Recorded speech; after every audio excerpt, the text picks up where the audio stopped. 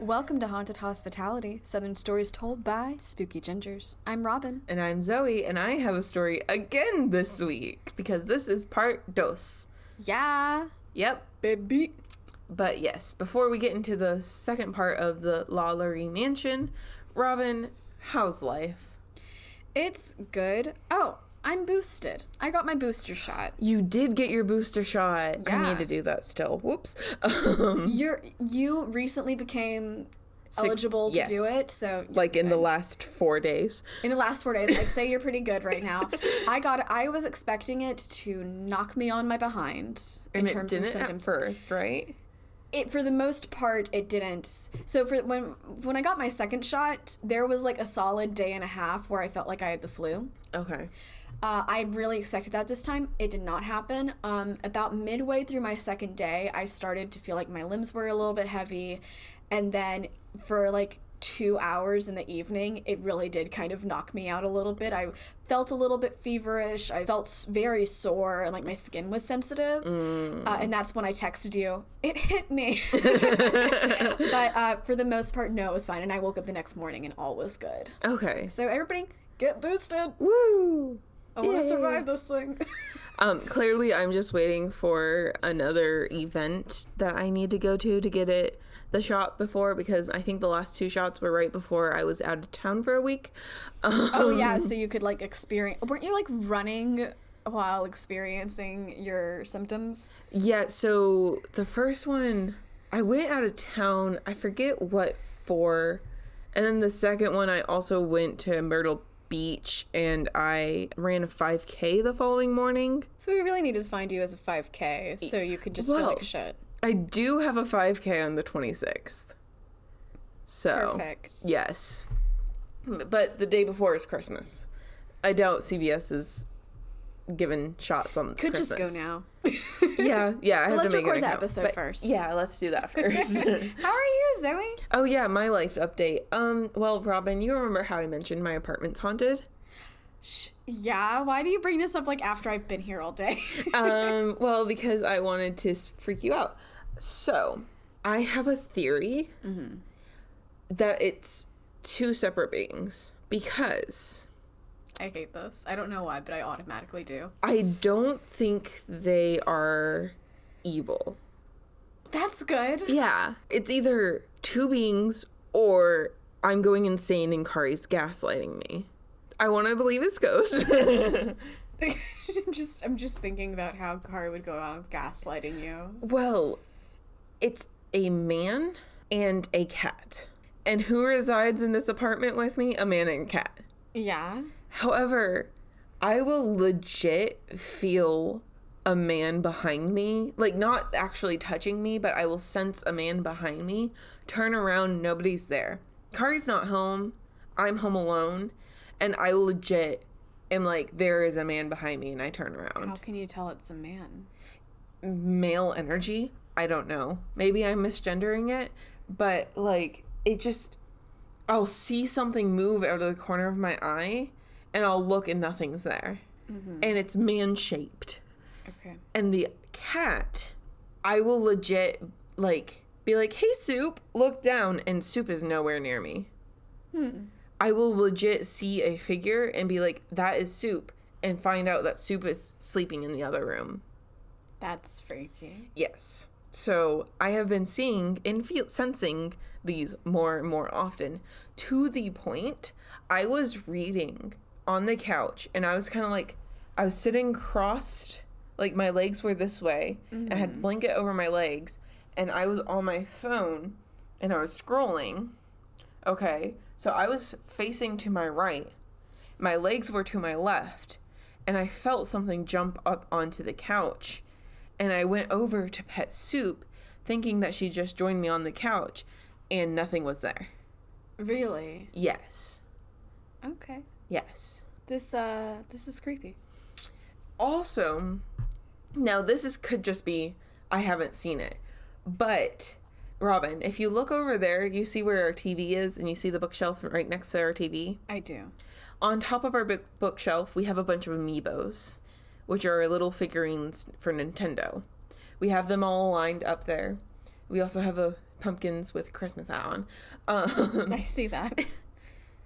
I have not once seen soup get up onto that bookshelf. Mm-hmm. However, there have been a few times where I've woken up in the morning and those figurines are on the ground. Not all of them, just a couple. Not once have I seen soup jump anywhere that height. Okay. However, Toes would get up there all the time. I was wondering. Yeah, every single day he would get up there and knock things off. Mm-hmm. So, I love the thought that he might be here. I mean, his ashes are right behind you. Yeah. Yeah, so. Okay, cool. Not creepy. The man is creepy. The man is, well, I don't think he's evil too. I don't know. There have been several times where I've sensed the man and the cat at the same time. Okay. So, if the cat who's potentially Toes is around when the man's there, I can't think that the man is evil. I get that. Yeah. Okay, guys. But yeah. I'm really glad that I only learned about the man after I went to the bathroom here, so I don't have to go to the bathroom and think about that. Okay. I only have noticed the man in the living room kitchen area. The cat I've noticed in every single room in the house. Okay. Apartment, whatever. It's a pretty big apartment. Yeah. All right. Thank you for sharing. Yes. So, Robin, we have a something today. We have a something southern. It's a joint something southern. It's very, very loosely a something southern. Listen. Okay, guys. We did hot takes. We've done hot takes because it's hot in the South. But right now it's a little chilly. It's December. So we have cold takes, which are our mainstream opinions. Yep. Opinions everyone has. Yes. And we've each come up with 3 of them. Yes. Robin, would you like to do 1, 1, 2, 2, 3, 3? Yeah, let's do that. You first. Okay. My first cold take. Taylor Swift. Oh my God. Is a really great songwriter, and I'm glad Folklore and Evermore get to make her writing center stage. That is my cold take. Everyone agrees with me, including Zoey. Yep. Mm-hmm. Okay. Yep. My cold take. Women's clothes should have, parentheses, better pockets. Mm-hmm. So they should have pockets, A, and if they do already have pockets, they need to be better. Okay. My cold take. Dresses should have pockets. Hey! I thought of that because your original hot take for our very first hot take was dresses should have pockets, and I was like, what? Yeah. The funny thing is, when I was trying to come up with cold takes, I couldn't help but think of a bunch of hot takes. Yeah. And, like, of course, when I was thinking of hot takes, the only thing I could think of was tapioca pudding isn't only for old people. That's a red hot fiery take, Zoey. So my number 2 cold take, excuse me. I thought this was your number 3. No, I haven't said my number 2 yet. Oh, okay. Because your number 2 was the dresses, right? Yeah. Yeah. So my number 2. Oh, you're right. My number 2 is you shouldn't have to pay to park at a college you're already paying thousands of dollars to tuition. Yes. Yep. Yes. Yep. You should not have to pay to park. You should not have to pay to park. You want to know something else? What? Faculty has to pay to park. Yeah, I know that. You work there. It's taken out of their accounts. That's nuts. It's nuts. Colleges. What is you doing? What's your third one? Oh, my third one. Chocolate is a really excellent flavor of ice cream. Okay. It's a deep flavor. Okay. You love it. It's sometimes I don't feel like chocolate and I still get chocolate and I'm like, you know what, man, you can't go wrong with chocolate. I love having chocolate ice cream after I drink alcohol. I don't know what it is about alcohol that just makes me crave chocolate ice cream. I didn't know that. Yeah. Well, we're going drinking a little bit later. I know where there's chocolate ice cream in close proximity to where we're drinking. True. Yes.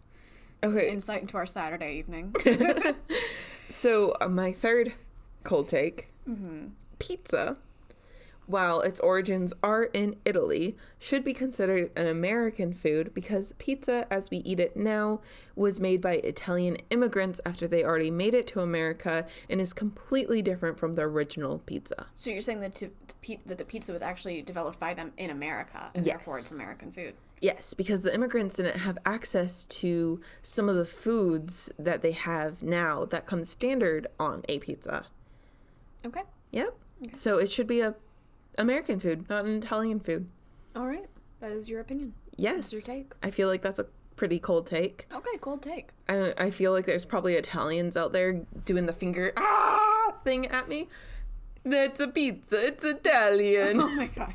I did hear that their pizza over in Italy is actually very different than what we have here. Mm-hmm. So I think you're probably pretty right on that. Yeah. I heard it's like a rich versus poor thing too. Oh, okay. Yeah. So I hope you guys like those cold takes. Yeah. Yeah. Okay, so you have your part 2 for us. I do. Last episode, 40A, we covered the LaLaurie Mansion, which was a house. Let me do a quick review. It was a house owned by Delphine LaLaurie. She lived there with her son, 3 daughters from a previous marriage, and her current husband. While there, she violently attacked the people that she had enslaved on her property to the point of at least 12 dying in a 3-year span. She was so violent towards them that she was actually found guilty of illegal cruelty. She was ran out of town when an enslaved cook set fire to the house in a suicide attempt because she was chained to the oven, and she feared punishment because the people who were punished were treated horribly.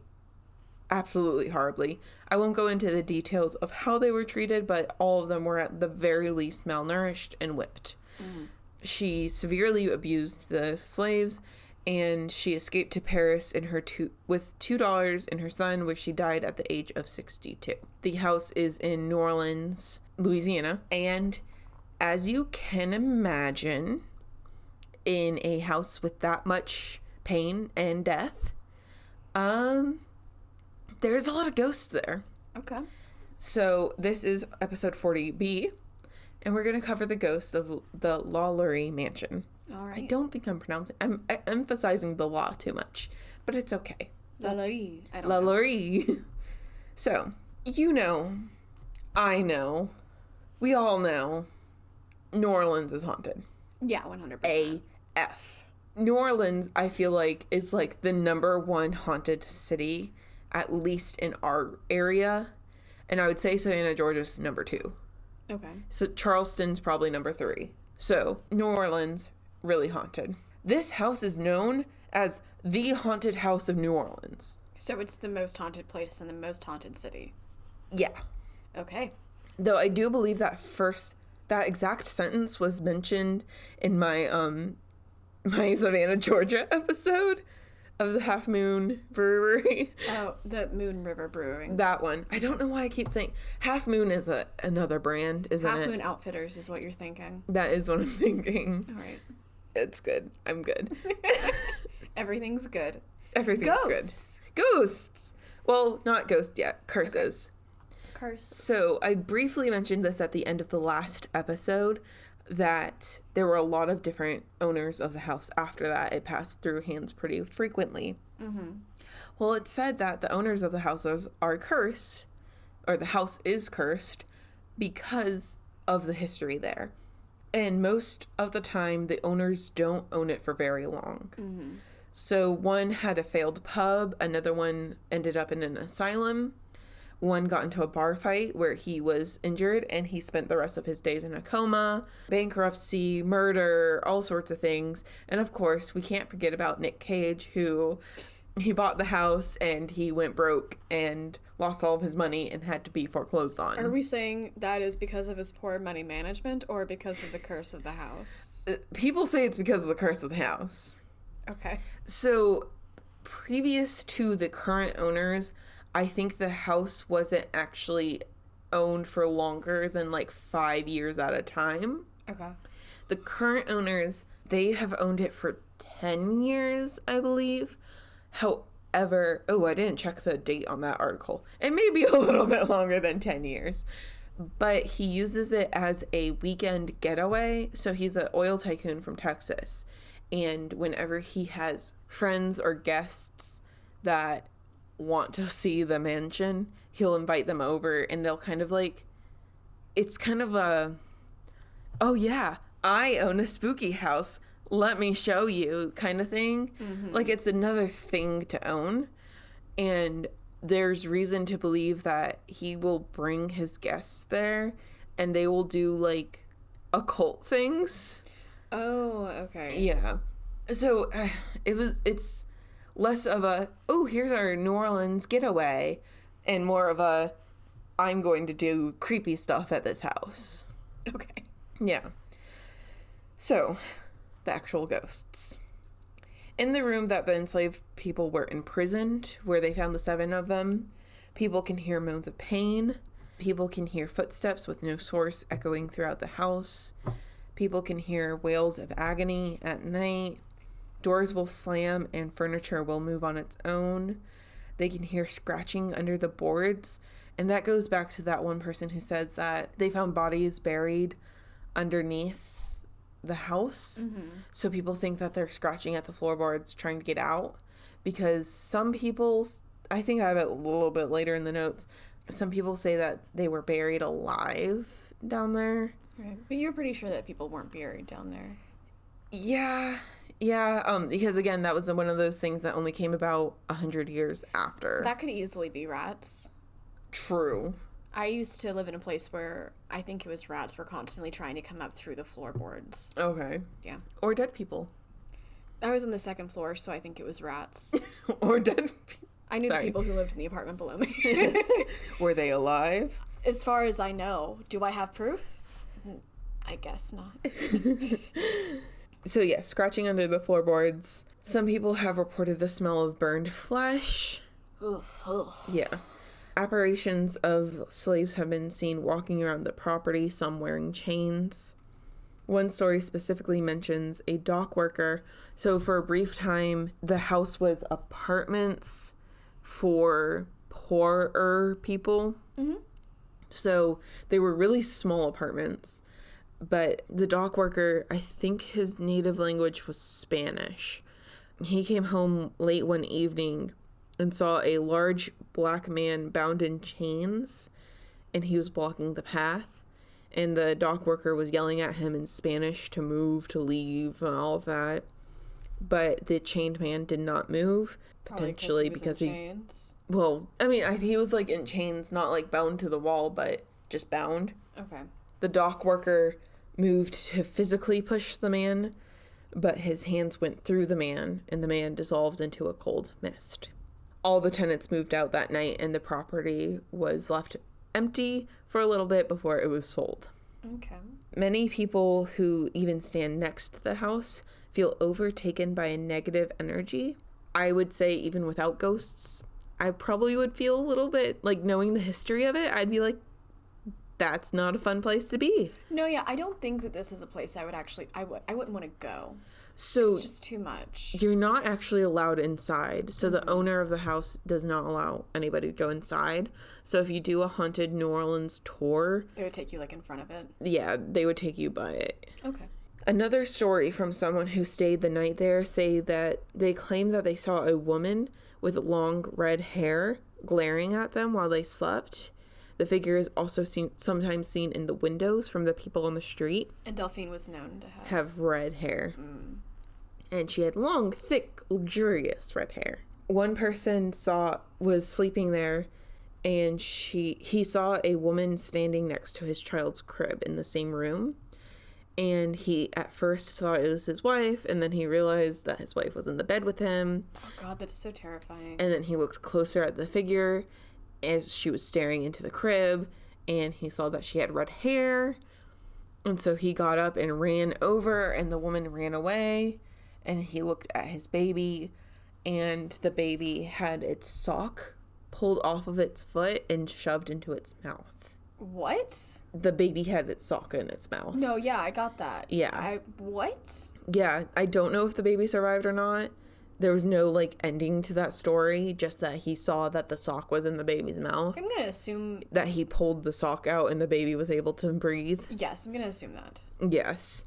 I feel like they would have mentioned it if the baby died. Yeah. And there's also no reports of hearing, like, a baby crying or anything like that. Can I just say, I would leave everything in that house. Like, we Oh, were heck on yeah. our way out. Wake up the wife, go. Yeah, You know? no, yeah, 100%. Yeah. Because at the very least, even if you're not thinking that it's a ghost, there's Somebody a was in crazy there. lady who Yeah. just tried to murder your child. And honestly, that's kind of the scarier thought, that there was a real person right there. Exactly. Oh my god. But these apartments were really small, too. And so, like, when houses were built with servants' quarters or slaves' quarters, they were built with secret passages so that servants could be, Yeah. or slaves could be can travel throughout without being seen. Honestly, I get that that could have totally been a ghost, but also, like, That could have been an actual person. my brain is going to real person. Yeah. I hate that Yeah. so much. When the building was an apartment building in 1894, a tenant was brutally murdered in the room. His things were gone through, so the police assumed it was a robbery, even though none of his high-value items had gone missing. When the police were investigating, they questioned his friends, and one said that the friend who died, was having problems with sprites in his house, and he even complained about a demon in the house that told him he wasn't going to rest until he met his end. And at first, like, they were all like, oh, sure, buddy. But then he died brutally with blood everywhere. And there's no trace, like, no evidence or anything. Oh. And they were like, oh, nobody had an issue with him. Yeah. So a lot of people think that there is a demon at the house and it did kill him. And potentially the demon is there because of all the negative energy. Again, this was in 1894, though, so forensic science wasn't exactly what it is now. Yeah. Yeah. Then the apartments became an all-girls school. Originally, it was a mixed-race school, but it was converted into an all-girls, all-black elementary school. When was it mixed race? It was before anti-segregation. Okay, so it was while segregation was going on. Yes. So Okay. originally it was mixed race, but then it became all-black school. Okay. Which is so great in a building with this history. Yeah. Yep. Sarcasm, You should by the really way. just tear this down. So little girls, keep in mind, all black girls, all black teachers, would walk up to the teachers and have arms covered in scratches and bruises. And these were elementary school kids, so they don't really know the story. They would be crying, and the teacher would be like, what happened? And all they would be able to say is, the woman did it. Okay. No.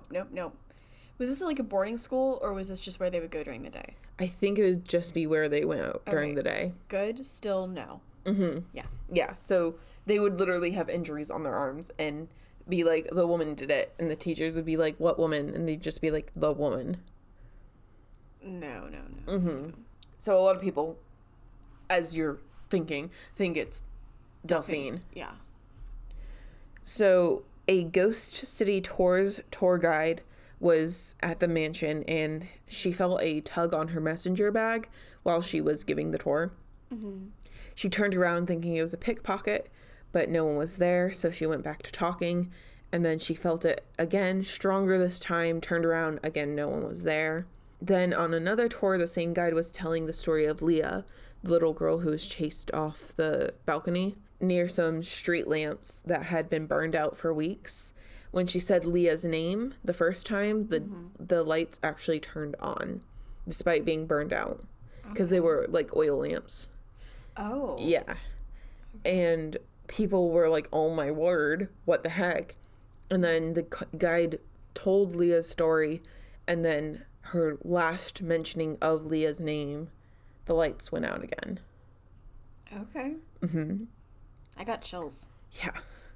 Again, no one is allowed in the house because the owner lives there occasionally, but there was a scene of American Horror Story Coven, I think, that was based Coven that was based off the house.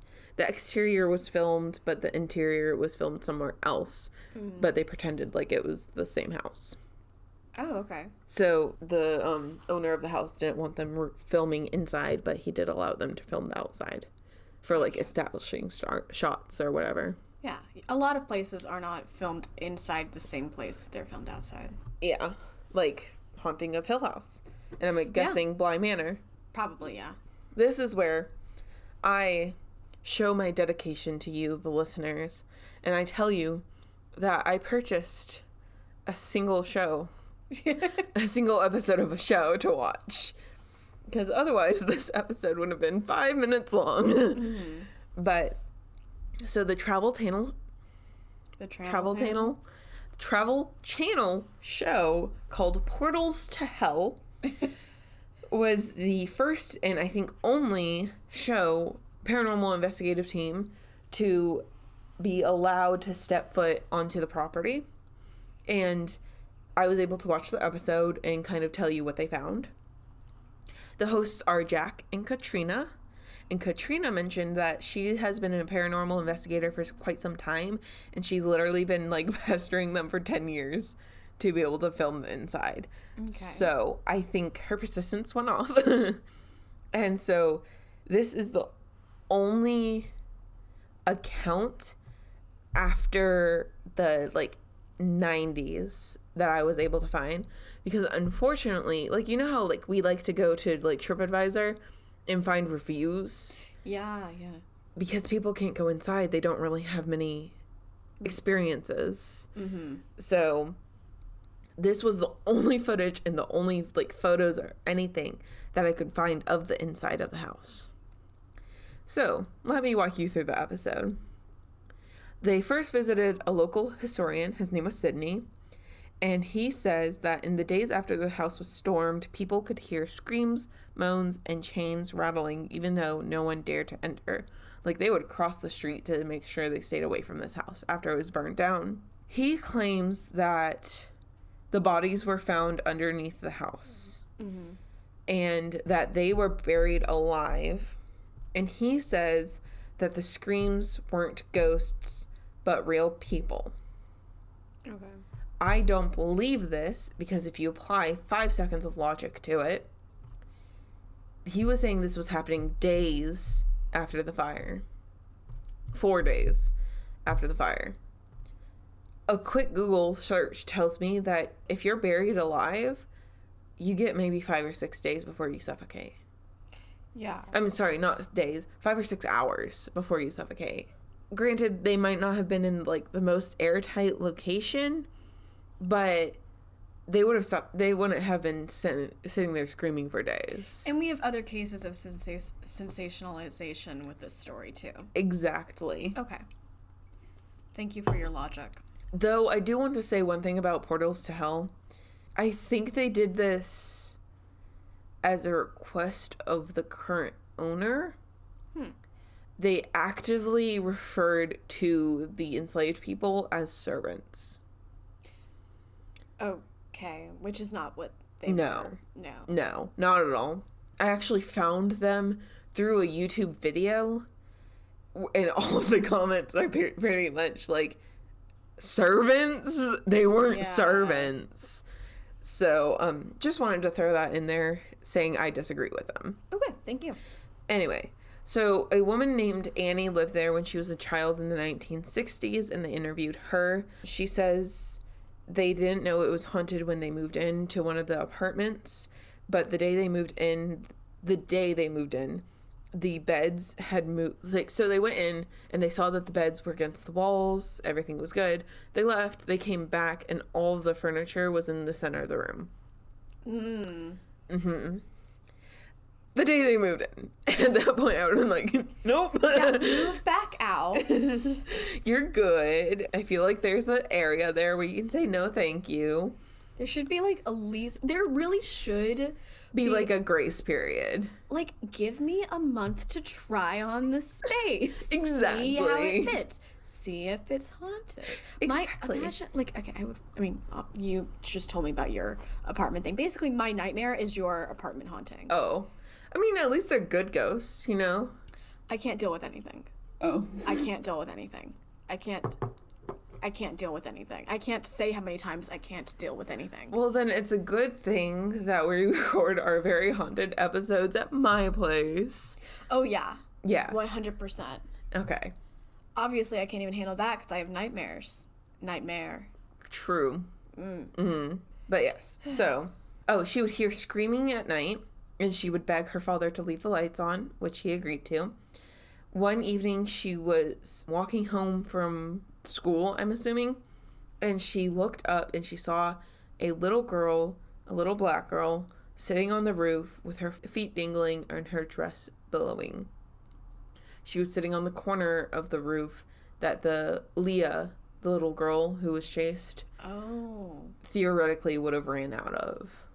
Okay. Yes. So she was sitting on the roof, and Annie, the woman they're interviewing, like, is crying telling the story. Okay. Yeah. So she deeply feels this. She's very emotional about all of this. She even went back 20 years later, and she said she was pushed to the ground by an unseen force when she went back. And she was like, that was a little rude. Yeah. But the way she said it, she was like, no, that was a little rude. And I'm like, because it's like this really frail looking, I think she's probably in her 50s. Like, that's not not too old. She's not old, but she has wrinkles, but she's really frail looking. Okay. Wait, if she was a child in the 60s, and this was in 2019. She was late 50s. Yeah. Okay. Yeah. So, I was actually accurate about guessing an age for once. Woo! We're actually accurate, yes. Okay. To be fair, my first thought was to say 70s. So. Oh my god. Yeah. After the interview, Annie went downstairs and she was like talking to the producers, I guess like signing waivers or whatever. And while she was down there, she passed out from the emotion of it all. And like they caught her on film like being righted up. And they're like, wow, that must have been so emotional for her that she even passed out. I'm like, that seems like over-the-top acting to me, but okay. Oh, the passing out? Yeah. Okay. It just seemed a little... much? Yeah. But I later learned that they cut a lot of her interview out of the show. And I get that it has to be a 40-minute show and not everybody necessarily cares about hearing her testimony. They want to see the ghost themselves. They had like minutes of shots of them just like driving downtown. And it's like, I don't care about that. I want to hear about... Yeah. Yeah. What was her name? Annie. Give us Annie. Yeah. And there's one thing that they cut out of the episode that they mentioned in the YouTube video. And I was like, I want to see that. What is it? I will let you know. Okay. We're not there yet, Robin. TBD. Yes. So after the interview, Annie collapsed. And so they go to the house itself. And they are guided around by the housekeeper. Her name's Lisa. Have you seen the show Bones? Yeah, I have. You know the lawyer lady? She's like old and plump and sassy. I can't remember. Okay. The housekeeper reminds me of a white version of that lawyer lady, for those of people listening. She's a personality, okay? Okay. And I think she is absolutely hamming up the camera. I'm the focus of this episode, okay? Mm-hmm. So she said, like, the first thing she says is she refuses to enter the house herself at night, even though her mother lives there, because she's the housekeeper and her mother's the caretaker. But, okay, whatever. And her mother's, like, ancient. But the housekeeper took them on a tour of the house and brought them into a room downstairs where she said that they tried to set up a fax machine. The cousin of the housekeeper, because apparently the whole family works there, wrote on a paper, "Hi, Lisa," and faxed it to the housekeeper's house. The housekeeper's Lisa. When Lisa got home that night, she checked the fax to make sure that it went through. And she said, on camera, the paper said, "Hi, I'm Madame LaLaurie." She did not show us the paper, but I'm like, "Hi, I'm Madame LaLaurie, and you're watching the Disney Channel." Hi, I'm Madame LaLaurie, and I'm communicating via fax now. I didn't believe that at all. I also don't believe that. Yeah. Yeah. So, In the living room on the first floor, Katrina got dizzy / lightheaded, and she's like, I don't smell anything, I don't see anything, like there's nothing atmosphere wise that would make me dizzy, but I definitely feel dizzy. Then in the kitchen, they spoke to the caretaker, Lisa's mom, and she says that she doesn't like staying in this kitchen because she'll see the doorknob twist and the door will open, but nobody will be on the other side. She said that that door was the door that the slaves would use to get in and out of the kitchen. There was also another door that would randomly slam shut on its own. And she said it happened even that morning. No. I'm not sighing because of that. I think things can happen the morning of. I'm just sighing because, okay, here's my philosophy, Zoey. You spend every day in this haunted house where horrible things happened. Leave. Exit. They're opening the door for you. Just leave. Leave it. Leave. Yeah. Okay, that's my 2 cents. In the dining room, Lisa says that she has seen a little girl in a white dress looking out the window. They believe it's Leah. In the ladies' parlor, there are rumors that people conducted rituals. This is why I think that the owner is a little bit occulty, because the housekeeper will come after a weekend where he stayed there, and there will be, they call them spirit boards, but Ouija boards. There would be potions that maybe they bought from a voodoo shop and other things like that. And so they think that in that room they would do a lot of things, because apparently previously there was also rituals happening in that room as well. I don't know, but they were like, things happened in the ladies' parlor. Seances happen in the... Actually, that's a good book title. Like, Seances happen in the ladies' parlor. So in the bedroom, a guest of the owners took a picture of what looked like to be a blob at the foot of the bed. It has 2 sets of eyes. Robin, I'm going to show you this photo. Please do not laugh. Okay. What's that? That's the blob. No. Okay. I really... My brain can't even process that. Yeah. It looks like a mass of brunette hair. Really? Taken from, like, a big mass. Oh, I see what you mean. Brunette hair. Kind of like Cousin It. It looks I haven't seen that. Okay. It looks like Cousin It had a bad hair day, and there's like 2 cats in his hair, and their eyes are doing the laser eye thing. That's actually... Okay. Yeah, I can see that. Yeah. Okay. And apparently this was a photo that they took at the base of the bed. Okay. Yes. I tried to screenshot it so I could maybe put it in note form, because this is a TV episode that you have to pay to watch. Yeah. However, there's a program on the on it where it won't let you take screenshots. It'll just black out the screen. Oh. So this clever. is actually like the show paused. Ah, gotcha. So okay. So I'm sorry guys, you're gonna have to actually watch the episode to see the photo. You're gonna have to pay $1.99. I think it was like $149, but it might have been $199. I don't remember. $149. Yeah. So then there was a secret room that had the former slave quarters, where the housekeeper said that she was in there once and felt something very cold touch her. The reason I say it's a secret room is because you have to go into the bathroom and open a mirror. That sounds pretty secret. And like the hosts were like, they walked into that room and they're like, oh, the atmosphere is completely different here. Okay. So then they went to the uppermost room, which is where the emaciated 7 slaves were found. Yeah. And an electrician was up there, and he got hit in the forehead with something when he was all alone, to the point like he was bleeding from his forehead. And there was no one else there. And so with that, the tour was concluded, and they started the night watch. Ah. So they have a 3D camera that maps anything with mass, and it has like a stick figure thing where it's like it would show the joints of a humanoid. So it was basically a stick figure of you, but it would track your mass. So it would only show objects with mass.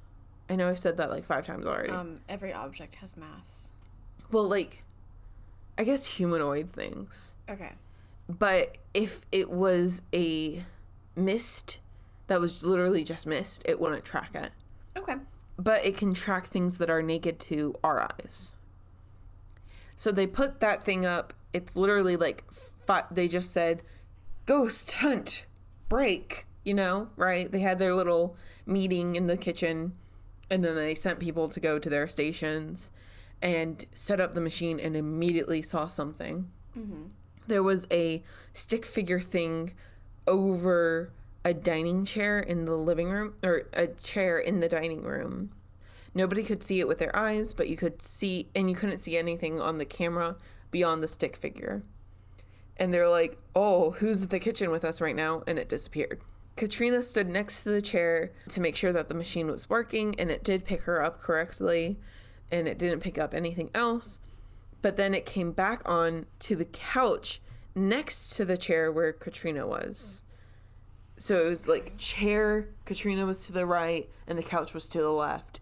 And originally it was on the chair, but it showed up on the couch now. Okay.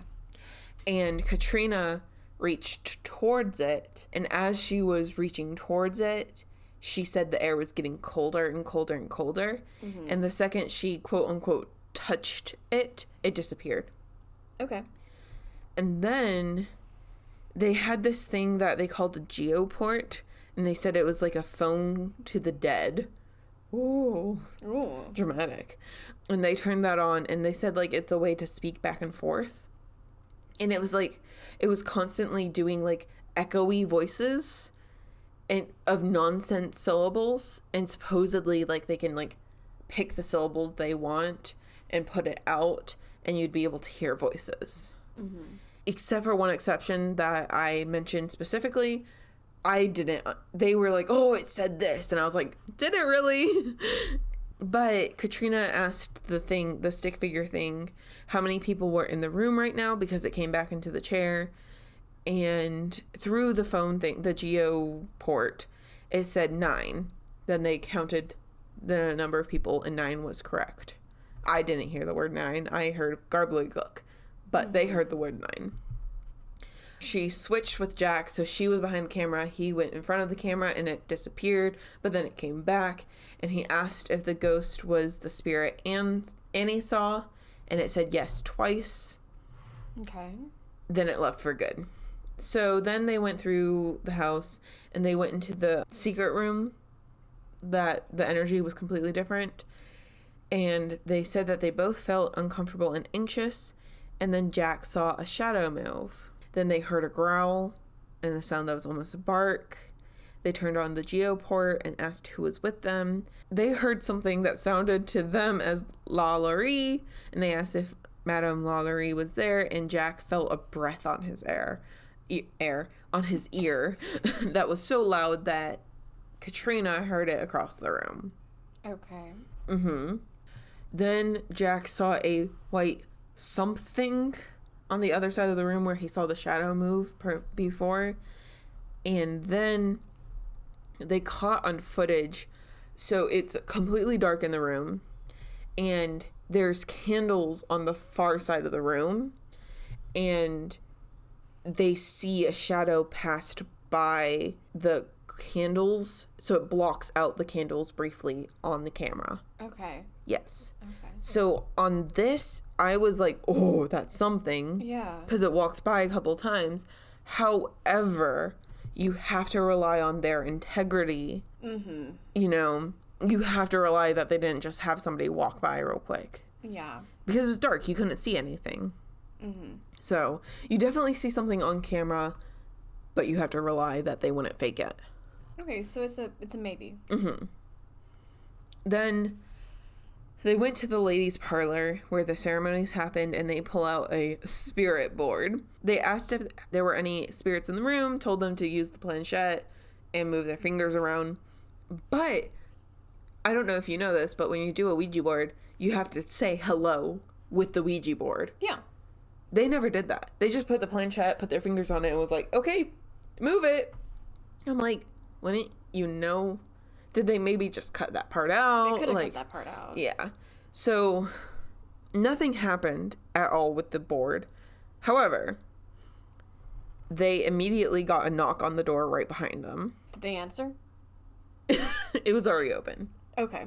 And then a candle went out on its own. They relit it with no issue, and the wick wasn't in the wax. So, Robin, I'm standing here. Pretend this can is the candle. It was right here. So slightly to my right. I am Katrina. I have my fingers on the planchette slightly to my left. She takes a breath, blows it out, and then the candle went out. Okay.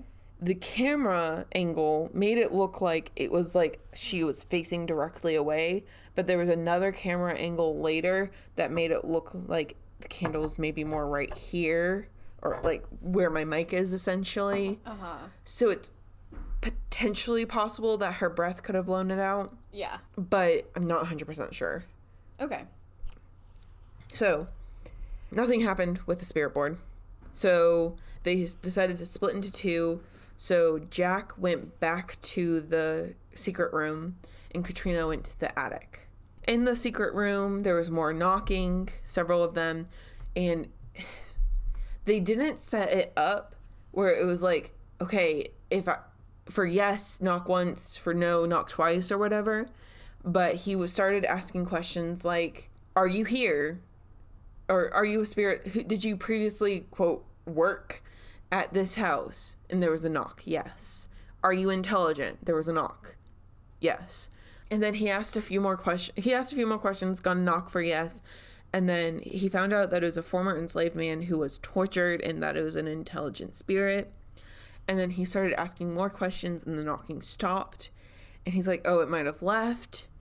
And then he asked a few more questions. And then he asked, do you want us to leave? And the knock came again. Okay. And he's like, yep, I'm leaving. Good, smart. Meanwhile, Katrina went up with another producer. Oh, there was a producer with him, by the way. Katrina went up with another producer to the attic where they heard footsteps behind them, but no one had actually followed them into the room. She took the Geoport and turned it on. And this was the phrase that I heard, too. She said, what happened here? And the phrase, lot of hurt, came through. Okay. Yeah, and I understood it very well, too. Okay. So, unless it was, like, somebody on the other side with a mic, that one was legit. Gotcha. So, that was pretty much the end of the episode. From there, they did the, like, review part. But, on the YouTube channel, the part that they didn't put into Annie's interview, that, like, was so much more interesting than what they did put in. Yeah. Was that A, Annie said she would always hear pots and pans clanging in the night. And B, Robin. Yeah. Her father said that he had once woken up in the middle of the night to see a man in a top hat coming out of a big armoire. No. Yes. Are you thinking Hat Man? Yes. Oh my god. Coming out of? People don't usually see the Hat Man, like, move unless he's floating. But no, he said that he was coming out of a big armoire in the center, in the corner of the room. And it was a man in a top hat, and it was a shadow figure. Oh my god. Yup. The chills. Okay. And this would have been in the 60s. Before, like, people were talking about the Hat Man. Thank you for sharing. Yeah. Okay. So, leaving portals to hell. So, superstitious locals refused to go under the awning of the LaLaurie house because of its history, and they believe it's cursed. One family went to the front door underneath the awning, and they took a photo, and then they later wrote back to the tour guide and was like, hey, something followed us home for a few weeks, got bored, and then left. Oh my god. And they were like, well, what followed you? And they were just like, something. Okay, so because they took a photo of the house? Because they were underneath the awning. Because they were underneath the awning. Okay, Yeah. okay. Then, so this is Robin, is what you saw on my computer screen when you got here and thought I was doing Madame LaLaurie? Yeah. Yeah. So, no. But I am doing, very briefly, St. Louis Cathedral. That is where Delphine got married the first time. People believe that her body was brought from France to New Orleans and was reburied in the St. Louis Cathedral. Okay. And where the plaque was found. So, because of this, people think that they have seen her at the St. Louis Cathedral. It's haunted by several other ghosts and honestly can be a whole story on its own. But people say that they see her walking in the aisles and on the grounds. People say that she will go to mass and worship amongst the living people, and you will see her out of the corner of your eye, but when you look at her, she'll disappear. Some have seen her in the third row pew when it's pretty empty, kneeling and fervently praying and gazing up at the central altar. She'll also be seen walking back and forth near the confessional booths. So a lot of people believe that she is hoping to atone for her sins so that she may move on to the afterlife. Now, one thing I do want to mention to kind of wrap all of this up, and I hope it soothes your heart the same way it soothed my heart. A medium went on a ghost tour. She was not allowed in, but she went on a ghost tour there. And she said she felt a deep pain to the house. However, she said there's no longer any spirits tied there.